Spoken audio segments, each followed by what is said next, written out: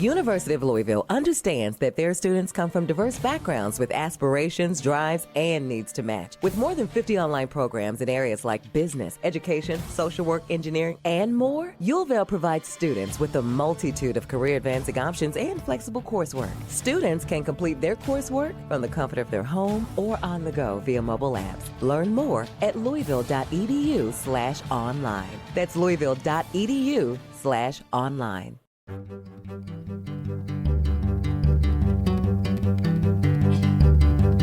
The thinking here is to have a dialogue about successful online teaching and learning programs and hopefully make that something that is engaging. I don't know, that's what I was thinking. What were you thinking? Yeah, what you said. We bill the show as a collegial conversation over coffee about online blended digital teaching and learning with a couple of colleagues. And you're watching or listening to the TOPcast and Friends Holiday Special! Woo-hoo-hoo! And I guess we'll have to talk about at some point, Tom, how long we, consider remote teaching like a temporary thing. It looks like there's no no light at the end of the tunnel right now. I will be starting a position at the University of Louisville. If we can make it through 2020, we can make it through a little geography. ChatGPT. It was released just recently, and oh my gosh, over the holiday break, it blew up. 75 to 80% of educators have lost their mind. So for ChatGPT. Where we are 5 years post-COVID, we would rather go out on top while we're awesome, if I say so myself, than slowly fade away and kind of lose relevance. So we've decided to do a TOPcast farewell tour.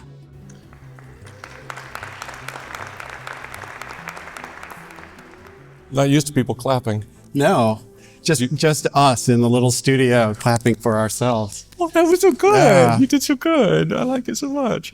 Yeah, I mean, bigger room, more people, usually, than the two of us. Yeah, and our wonderful producing team, who we couldn't have done this without. Yeah, good shout out to all things UCF, video team, instructional development team, host of others. I don't know. Yeah, cast of thousands in order to prop up the two of us. Yeah, well, that's right. I just bring coffee and have a conversation. That's really all I try to do. So maybe we'll talk for a quick second.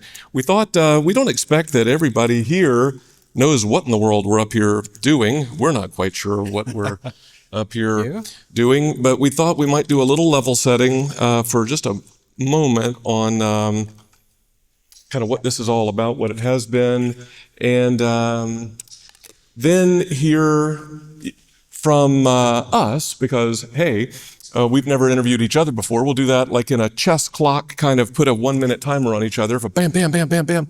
And then we have some crowdsourced questions from our longtime listeners that they've sent in that we'll respond to. And finally, this is all vamping, so you can use that QR code.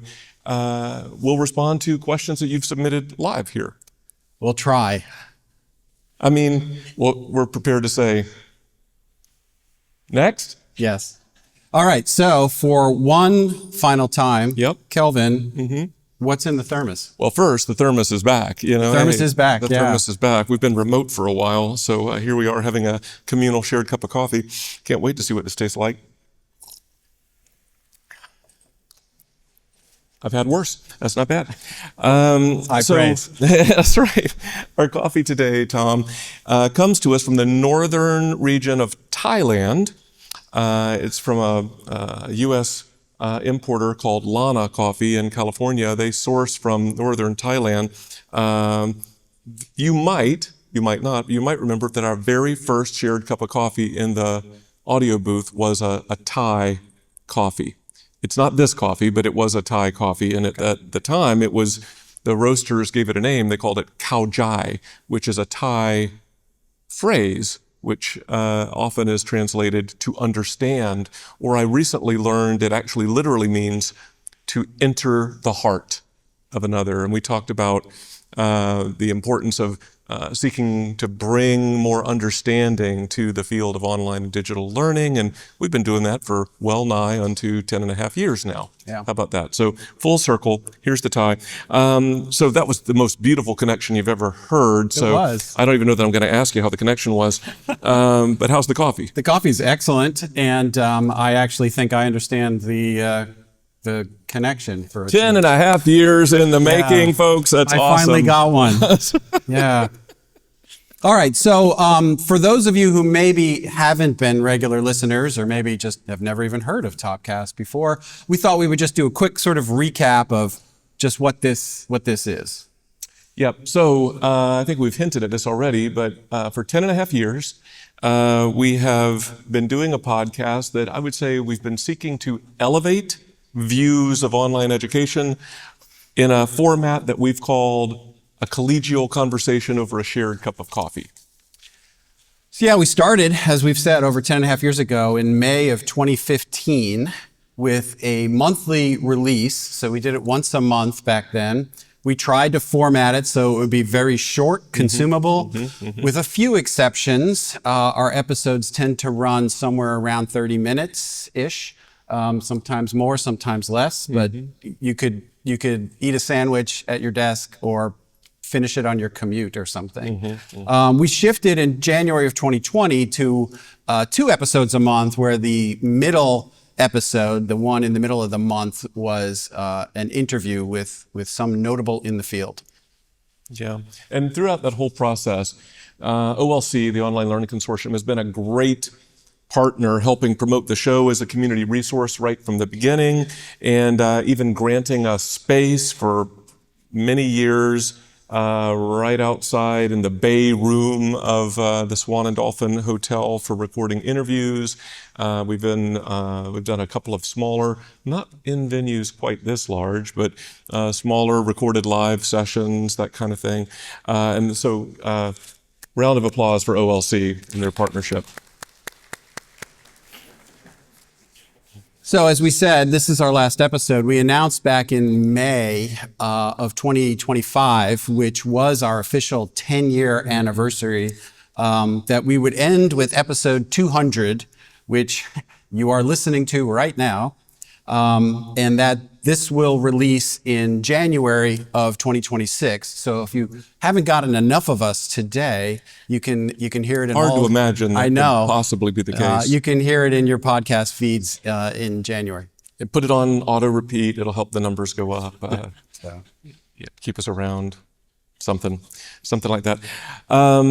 Over the years, just to kind of put this all in kind of perspective, it's not like we're, I don't know, the Joe Rogan show or something, right? We have released more than 100 hours of conversational recordings, including nearly 140 guest appearances from more than 125 colleagues, because we've had some repeats.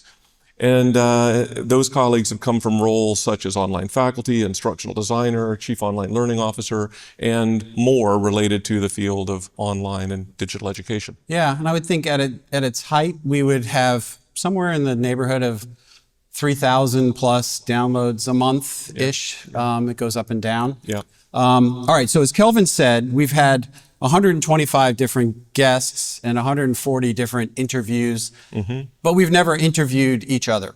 So we're going to try that now. A new low for the podcast. That's right. And so we're, as Kelvin said, we're going to try and do this quick. We're not going to belabor it, because we do have some questions from all of you. And I'm going to start with the first one. And so that is Dr. Thompson. Yep. What was the most gratifying for you about this 10 and a half year journey in podcasting? I think it's people. TOPcast is people. Not everybody's going to get that reference. It's a Soylent Green Charlton Heston reference. You should Google it. You'll be able to watch that on the plane on the way home. It's really about the connections made along the way. Podcasting is like this. I don't have to tell you, but I'll tell all of you listening or watching here that it's a kind of a solitary pursuit. And, you're speaking out into the void. But what we have found again and again and again is that there are people listening sometimes feeling alone. And we've heard the occasional, you don't always hear much, but you hear the occasional comment, and like, I feel a little less alone is the most poignant thing anybody's ever said. Yeah. But then people have come and they've brought coffee to us, or they've said, hey, thanks, or something. And that's it. Yeah, I can't tell you the number of times I've had people shove coffee at me at conferences, or they've mailed it to us, and it's really touching. People I don't even know sometimes have given me coffee and have said to us, like, hey, I work in a small institution in some rural place, and I'm the only one doing online learning, and this podcast is my community. Yeah, you ate into my next 60 seconds, so that's all right. We'll manage the time. We're okay. So for Tom here, I can't wait to ask this question.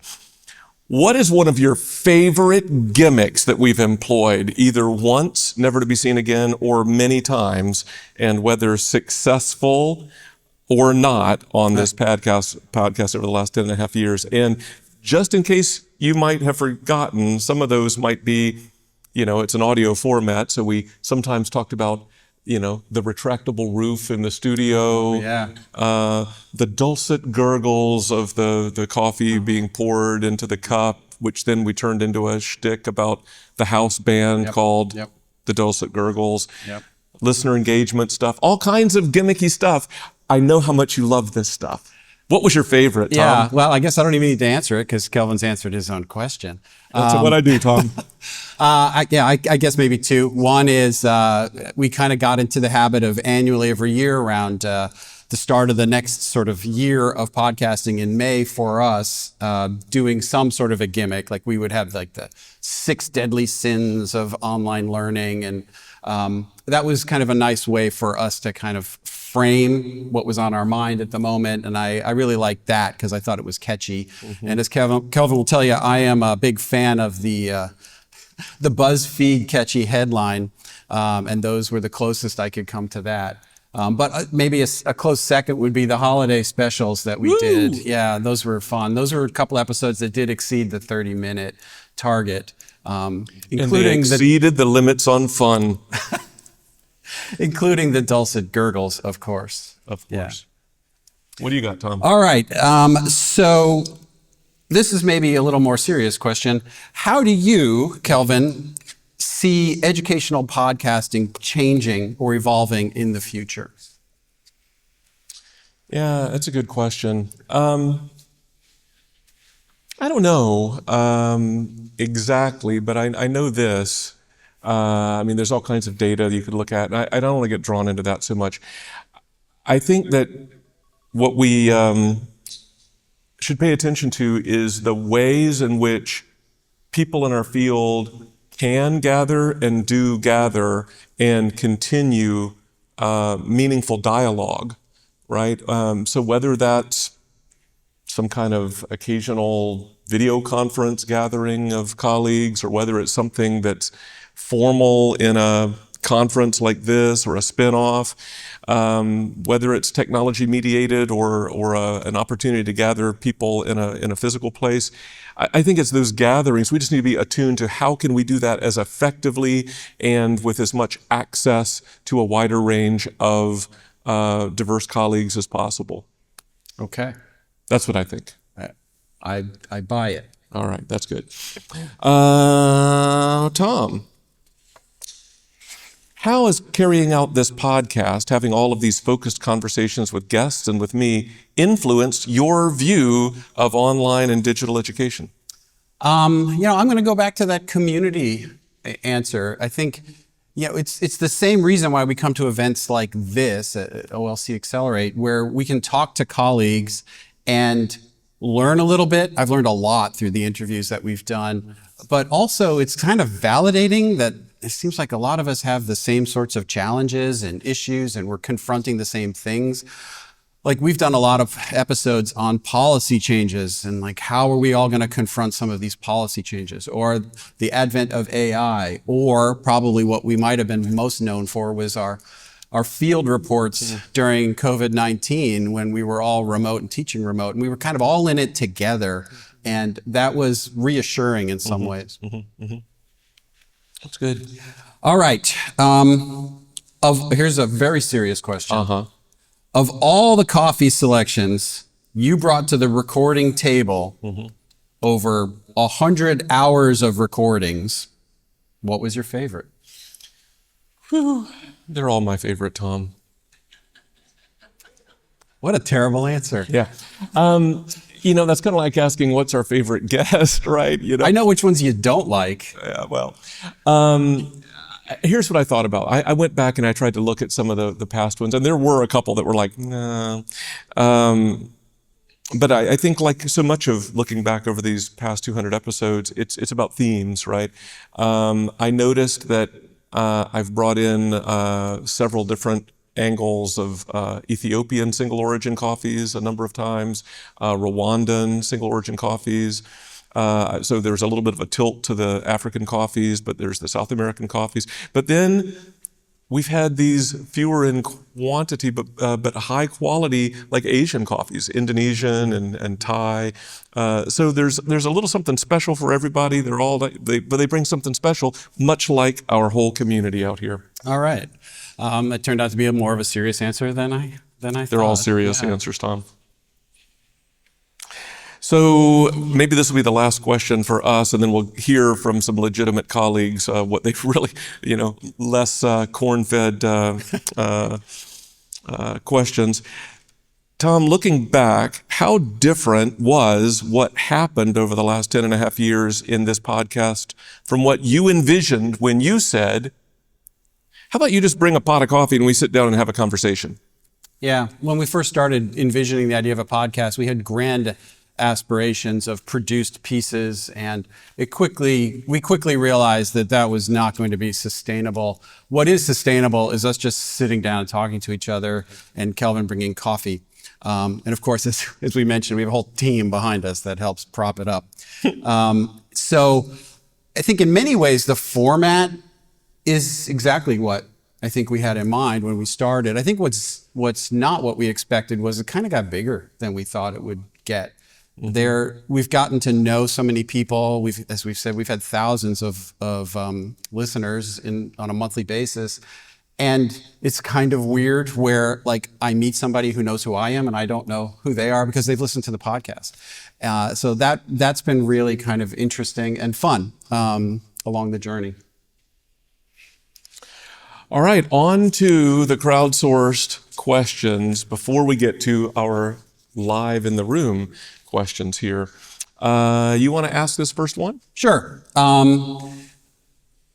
What themes have you seen, Tom and Kelvin, during the 10 and a half years that reemerge from time to time?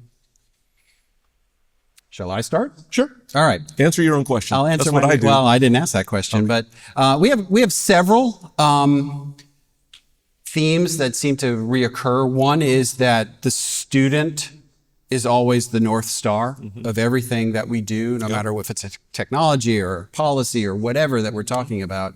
The student should always be at the center. No, that's good. I think also we didn't set out to say, oh, we're going to pursue this high quality podcast. We certainly didn't say that. We didn't. but it's going to have like a tripartite audience. But what we learned over time is the folks who were listening, and that ended up shaping what we curated and offered was a three-part audience. It was faculty who teach online, instructional designers who help, and related others who support faculty teaching online and course design, teaching effectively, and finally administrative leaders. So I think that's a theme, and we've tried to look for and address topics there. What else would you say? I'll say one more, and this really emerged in the wake of COVID-19 and emergency remote teaching. The importance of intentional design and asynchronous learning as a distinct, high-quality endeavor, as contrasted to sort of what a lot of people, especially in the media, were saying about online learning during COVID. I think that's excellent. I'll throw in one other word. You said the word quality, so that's great. The other word I would throw on the table with all of that is strategy or strategic. Right, and I think it's wrapped up together. All right, you want to go to the next one? Sure. So with budgets tightening, one of our listeners asks, so it's going to get dark and dystopian quickly. Yeah. With budgets tightening, what criteria or principles guide your decisions about what to protect, pause, or sunset? How about you go first? Oh my gosh. I think we've actually done episodes on this topic. And obviously this would be a much longer conversation if you really want to get into it than 60 seconds here. But, I think go back to those themes in many ways. The student as a North Star. Is it benefiting the students? Is it serving the institutional mission? Can I afford it? I work at a very large institution, and sometimes we may pilot something that is great, but we just can't implement it at scale because it's just not sustainable or affordable at the scale at which we operate. So I think each one has sort of got its own context, but they all kind of fall under those same principles of student quality and serving the mission. That's really good.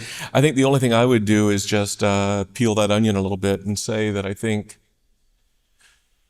back to the core thing about, okay, budgets tightening and how do you make tough decisions? I think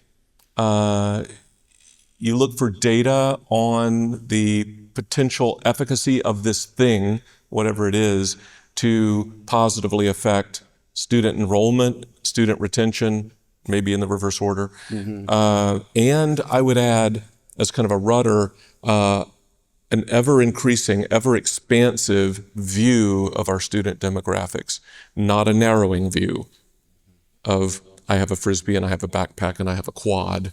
Right. A more expansive view. Yep. Yeah. All right. With having interviewed over 125 colleagues, how have you seen interinstitutional dialogue evolve?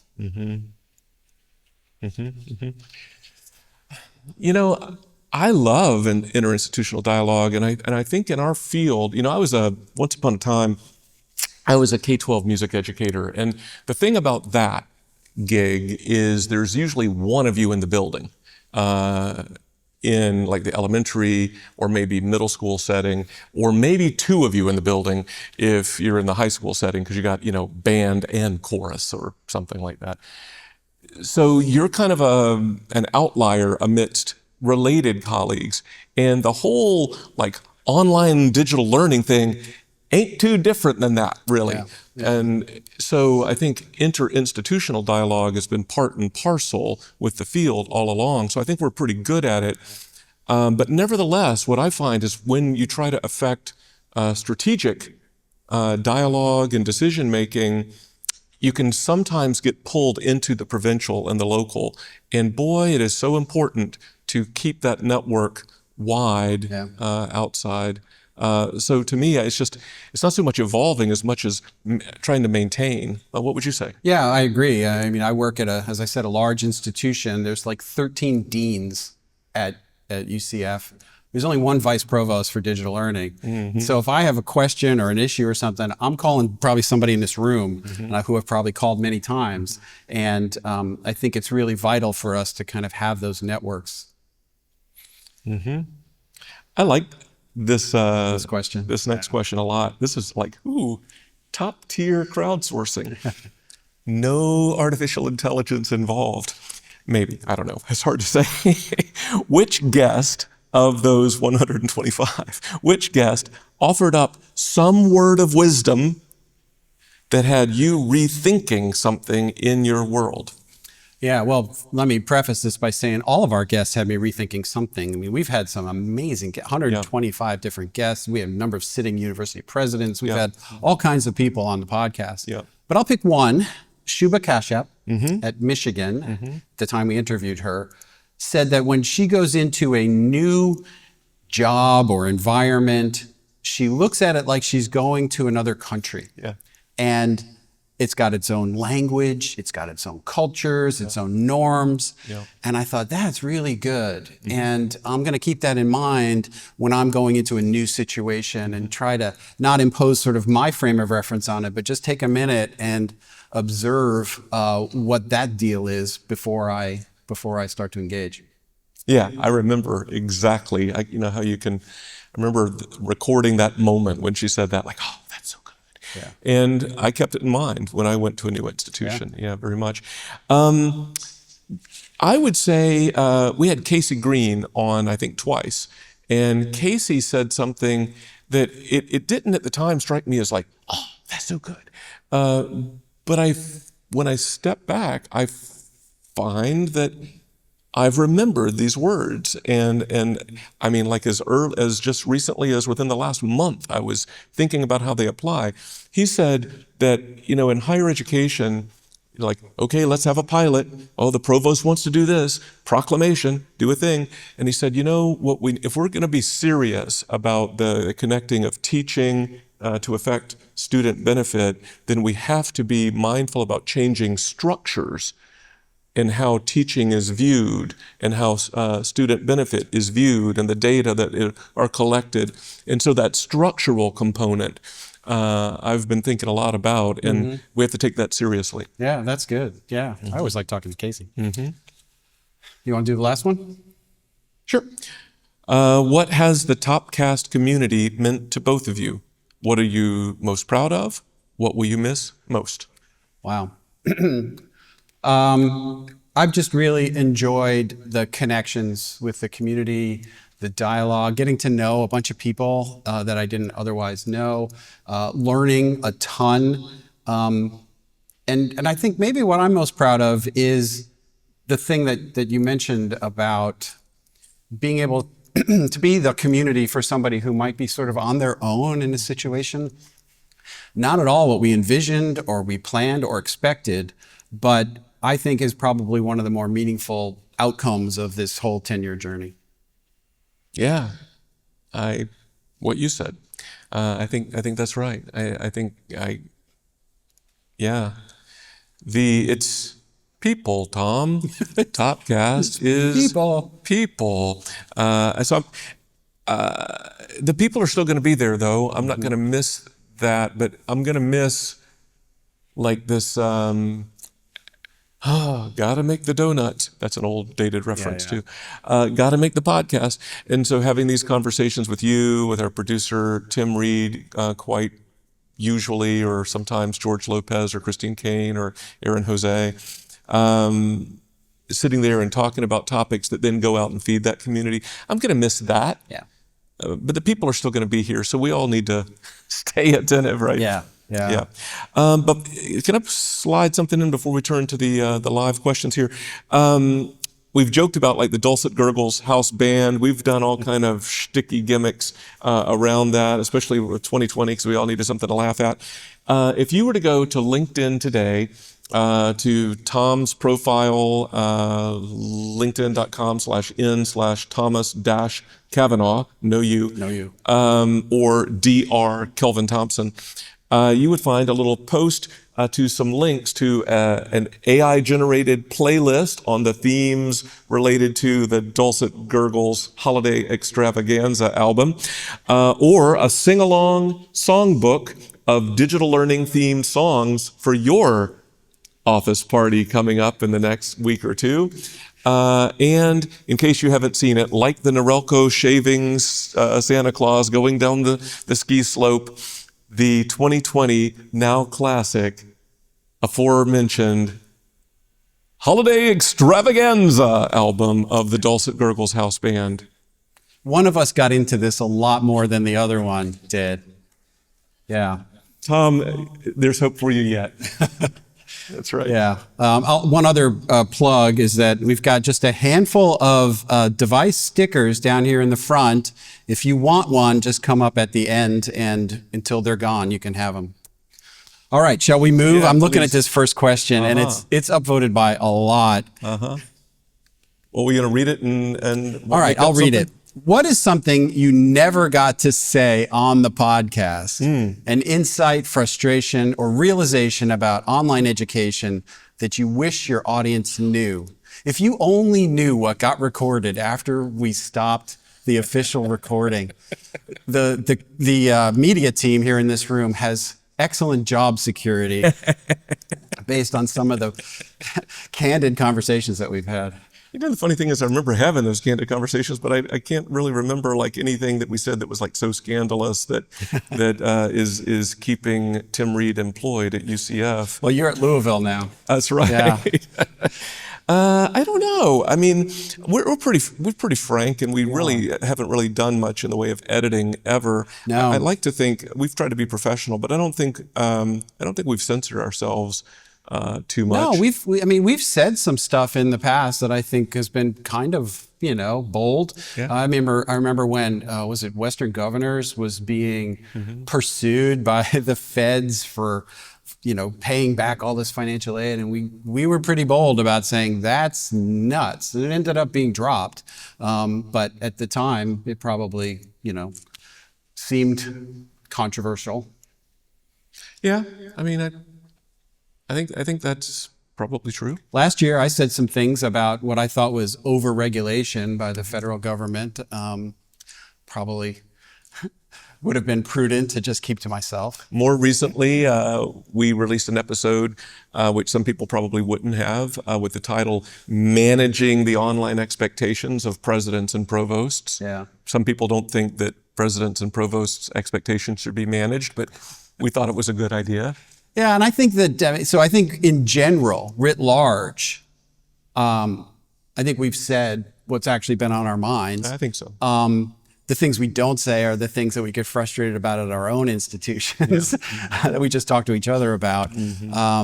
But I think it would be interesting how many of all of you have the exact same frustrations at your individual institutions. Yeah, so watch us being very, very politic now.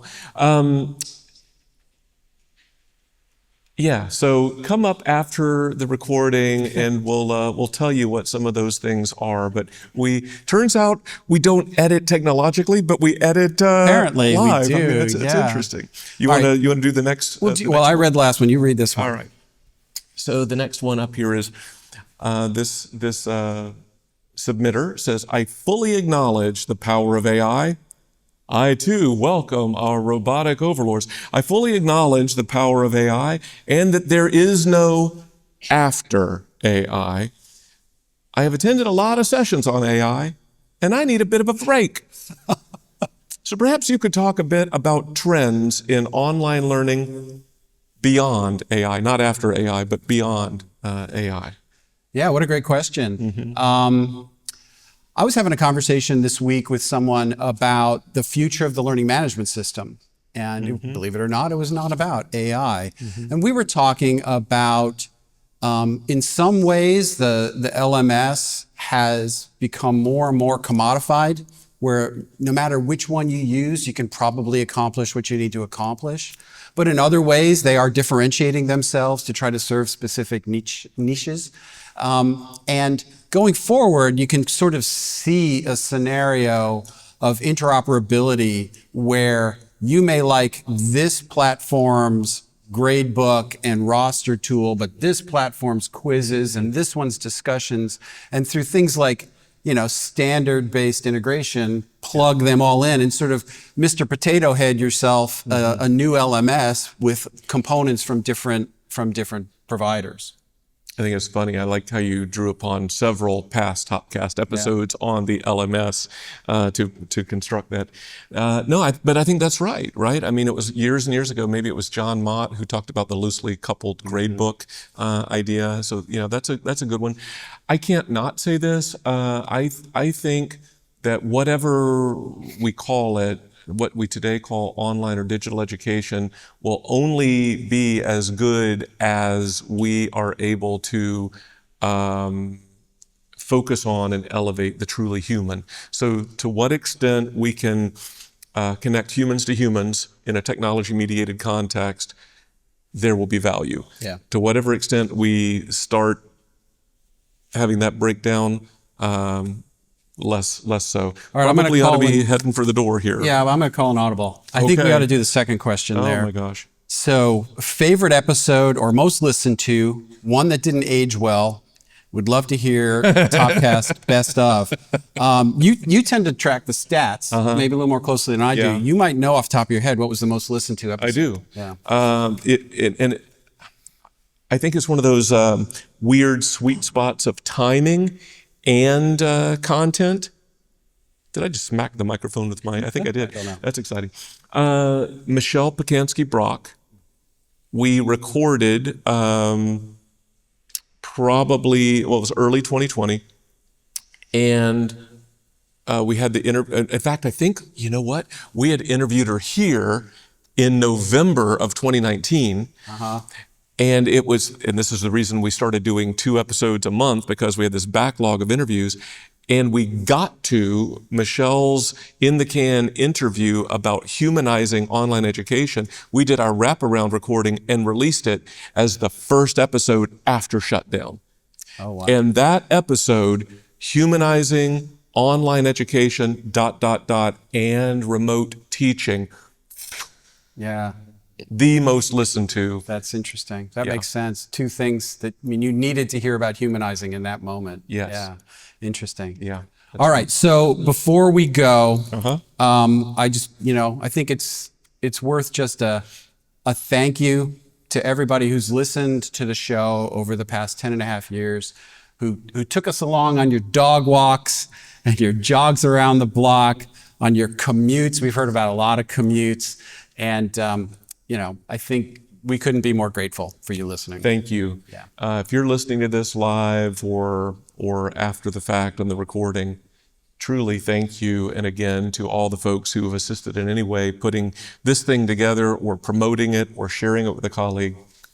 Thank you. This has not been a lonely pursuit for us.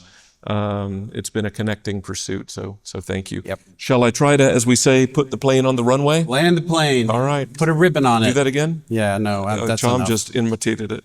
A big airplane. That was great. So Tom, I would say that those of us working in the field of online and digital education all need to do our part to elevate the view of online teaching and learning that is held by various stakeholders, institutional decision makers, policy makers, and so forth, the public. And that elevation starts with each one of us and continues one conversation at a time. We hope you will keep talking to each other. Yep. And us. All right. For one last time. From the University of Central Florida's Center for Distributed Learning. And the University of Louisville's Delphi Center for Teaching and Learning. I'm Tom Cavanaugh. I'm Kelvin Thompson. And you have been listening to TOPcast, the Teaching Online podcast. See you.